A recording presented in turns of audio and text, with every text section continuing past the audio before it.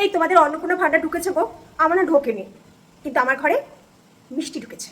না না, আমি মিষ্টি খাই না, আমি ডায়েট করি, মিষ্টি একদম খাই না। তোমরা জানো যারা ডায়েট করে, আর যারা করেও না, মিষ্টি খাওয়া একদম ভালো না।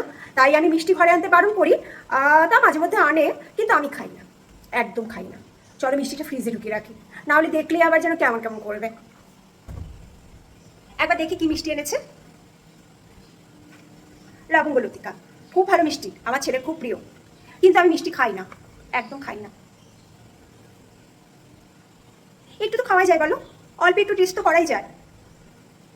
বাসি না টাটকা একটু দেখে নি, ওরা খাবে।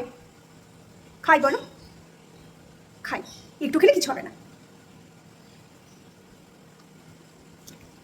না বাবা, মিষ্টি খাওয়া ভালো না, আমি আর বেশি খাবো না গো, রেখেই দিই। আবার এটু করলাম তো, এটা আবার কে খাবে? কি যে মুশকিল করি না, ভালো লাগে না, আমি খেয়েই নি বরঞ্চ। আজকে খাই আর খাবো না। মিষ্টি খাওয়া একদম ভালো না, জানো তো।